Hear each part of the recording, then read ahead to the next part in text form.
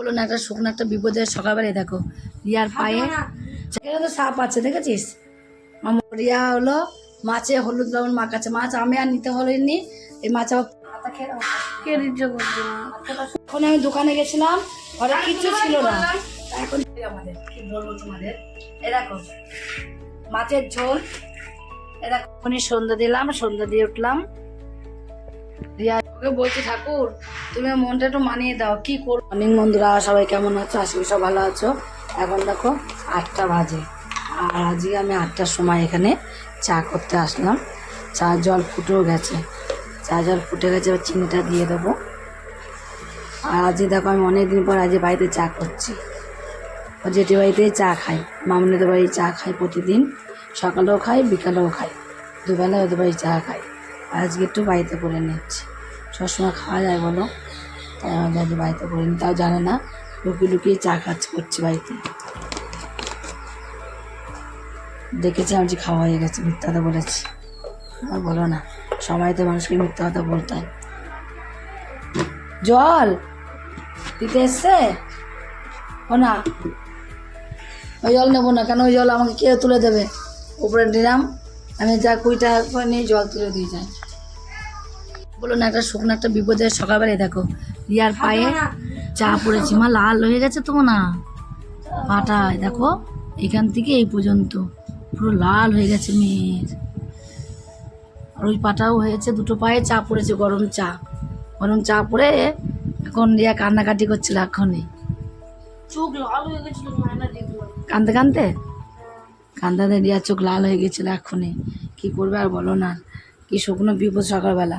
সে সকালবেলা কি হয়েছে, সকালবেলা চা করেছি, চা করে ওকে দিয়েছি। আরে আমাকে দাদা ডাকছিল চা খেতে, আমি যাবো, আমি দেখলাম যে ওকে চাটা দিয়ে দিই। চাটা করলাম, চাটা করে ওকে দিলাম, দিয়ে সেই চা দিতে গিয়ে দেখো সারা ঘরে জল ভর্তি, দেখেছো? এই দেখো চোপ চোপ চোপ চোপ হয়ে গেছে একদম জলে। আরে পা দেওয়ার জায়গা নেই, লবণ তেল আর জল চা। যা সাপটা নিয়ে আসলাম না একটু, যা সাপ না দিয়ে না মুছলে তো ঘর পা ধুতে পারবো না, পুরো তেল ভর্তি। তো এখানে একটা ন্যাকড়া দিয়ে গেছি ভিজার জন্য, জলের জন্য। জল ছিল কাছে, 1 গ্লাস জল দিয়ে পাটা ধুয়ে দিয়েছিলাম, তাই অতটা পুরো পাটা পুড়তে পারেনি, না তো পুরো পাটা যে মেয়ের আমার পুড়ে যেত গো। কি ক্ষতি হতো আজকে তো ঠিক নেই। এমন না ই করতে, সাপের প্যাকেট আনতে হবে নিচ থেকে। সারা ঘরে তেল তেল তেল তেল করছে, তেল দিয়ে দিচ্ছি না পায়ে, সারা ঘরে পুরো তেল ভর্তি হয়ে গেছে। আবার সাপ দিয়ে মুছতে হবে ঘর। এদের স্বভাব যাবে না, বারবার বলেছি কলগেট এখানে রাখবি না, আর কলগেট আনা মানুষ নেই বাড়িতে, বড় বড় কলগেট আর আসবে না বাড়িতে, আর বড় বড় কলগেট আসবে না, বড় বড় কলগেট আনার মানুষ নেই যে না বড় বড় কলগেট আসবে বাড়িতে। শুকনো বিপদ, সকালবেলা ভাত বসাবো, কাজ করব। সকালবেলা জল দেয়নি আজকে, বাসন কিছুই বাসন মাজিনি, বাসি বাসন পড়ে রয়েছে, বাসি বাসন মাজিনি, কিচ্ছু হয়নি। আর বলুন এই দেখো বাসি বাসন পড়ে আছে, মাজা হয়নি, কলে জল দেয়নি কিছু না, কলে জল করে মরণ হয়েছে একদম, কলে জল দিতে চায় না কিছু না, তো জ্বালায় কেন কি জানি।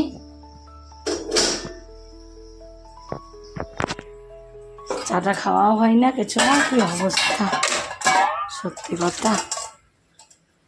মানুষের যে কখন কি বিপদ হয় কেউ বলতে পারে না। এখানে তো সাপ আছে, দেখেছিস? আমার মনেই নেই সাপ আছে, একটু সাপ ঢেলে দিলাম, মুছে নিতে হবে সাপ দিয়ে। সাপ না দিলে পাই দেওয়া যাবে না ঘরে।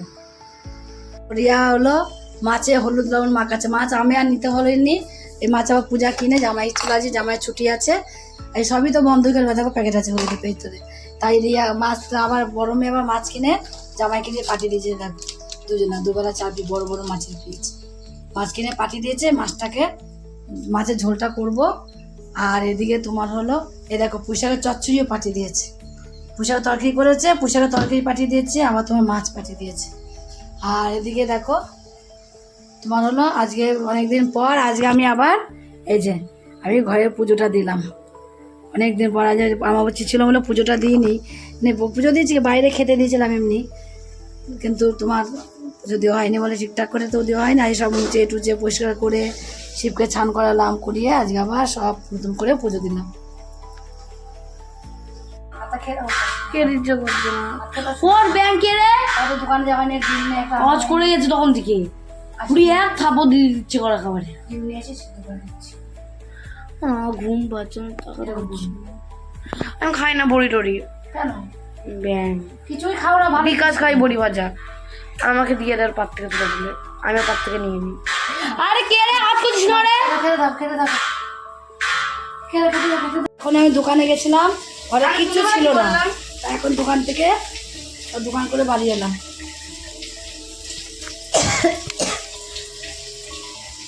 মাছের ঝোল যে করবো সেই আলুটা বন্ধু ছিল না ঘরে, তো আলু আনলাম, পেঁয়াজ আনলাম, ডাল, চিনি, ডিম। সকালবেলা ডিম সিদ্ধ খাবো, খেতে পারলাম না।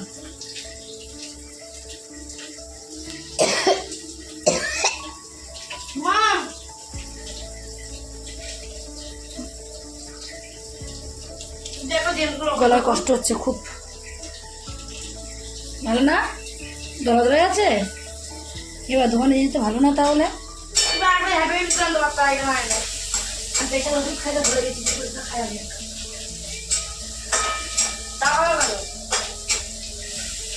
বিস্কুট নিয়ে যাচ্ছি এবার। সারাদিন পর এখন গলে জল দিয়েছে।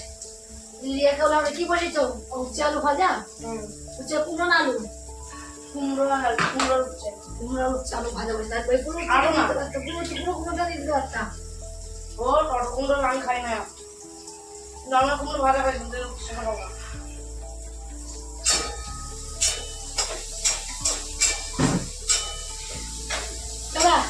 ডিমগুলো ঢুকে দেয়, বিস্কুটগুলো ঢুকে দাও। হ্যাঁ তো আমাদের কেটে দাও তো, তোমার বড় বড় করে কুমড়ো ভাজা করবো, বাবা কথা ভালোবাসতো কুমড়ো ভাজা। তারপর ঢুকে দাও, আলু দাও, আমি আলুটা ভেজে দিই তোমাকে। আলু ঢেলে ফেলেছি, আলু ওইটা কি করে দিই, একে কেটে দিই, কাঁচা জলে বসিয়ে দিই। ডিমটা ঢুকে দাও ফ্রিজে, সবাই ডিম খাবো, খেতে পারিনি। সকালে শুধু শুধু ভাত খেয়েছি আমরা। খেতে তো হবে, বলো দুটো মানুষ, বলো না খেলে চলবো কি করে? বলো শুধু ভাত খেয়েছি।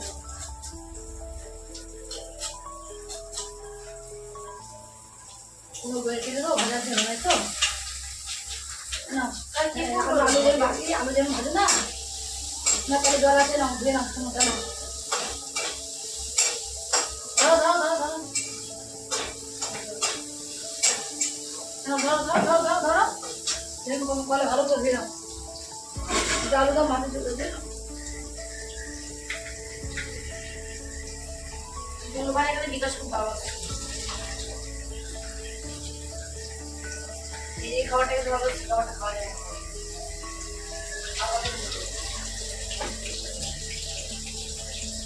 আমি তো জীবনেও আলু পোস্ত জীবনেও খেতে পারবো না। আমি ওরা খেতে পারবো না, আমি আলু পোস্ত করবোই না, আলু পোস্ত খেতে পারবো না, খাইও না, খেতে পারবো না। বুঝতেই পারবো না। বাবা আলু পোস্ত বসে ঝগড়া হচ্ছিল একদিন, তো বলছিল আলু পোস্ত চাল আমি বলছি আলু পোস্ত খাই না, আমার অন্য রান্না করো। তখন আমার জন্য নিজে বলেছিল হচ্ছে আলু পোস্ত করতে হবে, বাবুর জন্য অন্য রান্না করো, তখন আলু পোস্ত ডাল করেছিল। ভাত আর খাবো কি না রান্না করছিল আমার জন্য? না, ফ্রিজের পটল আছে তো বাবু, ম্যাগি নিয়ে এসেছি, সকালে ম্যাগি খেয়ে স্কুল যাবে। আর সকালে তো ম্যাগি বসে কালকে তো মাই কালকে শনিবার, আর সোমবারে ম্যাগি খেয়ে স্কুল যাবে, কোনো অসুবিধা হয়। আমার তো কোনো হসপিটালে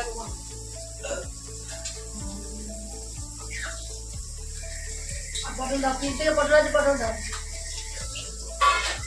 না, আমার বড় আলু দিয়ে খাবো না, দুটো গ্যাস কমে দাও, গ্যাস কমে দাও, পুড়ে যাচ্ছে মা।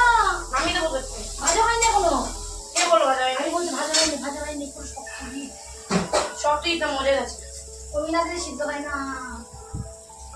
আমাদের কি বলবো তোমাদের, এ দেখো মাছের ঝোল, এ দেখো এখানে যেটি ডাঁটার চচ্চড়ি দিল, আবার মাছের ডিমের বড়া দিয়েছে, দেখো কুমড়ো ভাজা, এ দেখো কুমড়ো দিয়ে উচ্ছে দিয়ে ভাজা করেছে রিয়া।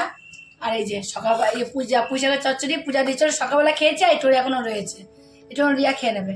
সবজি খাবা বাবা, সবজি খাবার শোনা, সবজি খাওয়া বাবা না, আমাকে শুধু যে মাছটা দাও, চিন্তা ওটা করো, দাও, এটা দাও, আর কিছু চিন্তা করো একটু।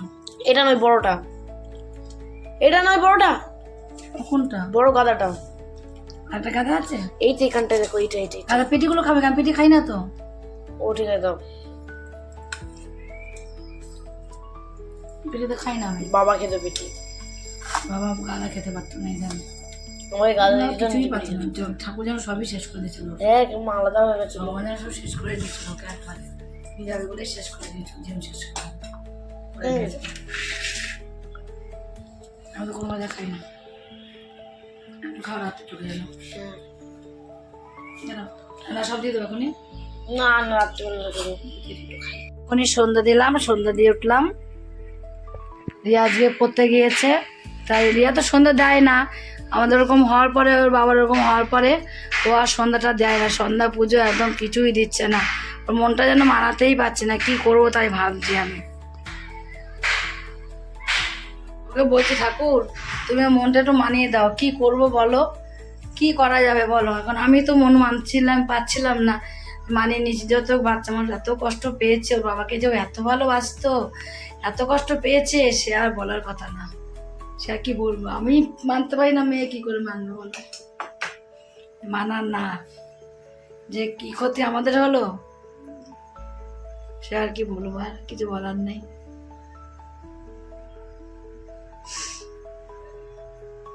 ওদের রান্না খাওয়া কিছু করতে ইচ্ছে করে না, ভালোই লাগে না, কোনো কাজই করতে ইচ্ছে করে না। করি কোনো রকম একটু কাজ করি, একটু কাজ করতেই হবে, না করলে না খাবো কি বলো। মাত্র রাজার আমার দেওর বাবা তার চাকরি করতো না, দিন আনতো দিন খাওয়া, আমাদের যেটুকু আনতো সেটুকু আমাদের লেগে যেত। 3টে মেয়ে ছিল, ধরো 5টা মানুষ ছিলাম সংসারে, হ্যাঁ, তারপর 4টে হলো, তাও 3টে হলো। হ্যাঁ কি বলবো তোমাকে, আর কি বলবো। যাই যেটুকু রেখেছিলাম আমি আমার জন্য, আমার সেটুকু সব রোগে শেষ। আমার তো কি রোগ হয়েছে তোমরা তো জানো, তোমরা যারা প্রতিদিন আমার ব্লগ দেখো তোমরা জানো আমার কত শরীর খারাপ, কত শরীর খারাপ, ভালো না, মেশিনে বসতে পারি না, কিচ্ছু করতে পারি না। তার মধ্যে এই কাজ করবো আমি কি করে, আমি বুঝতে পারছি না আমি কি করে চলবে। সন্ধ্যা দিয়ে উঠলাম এক্ষুনি।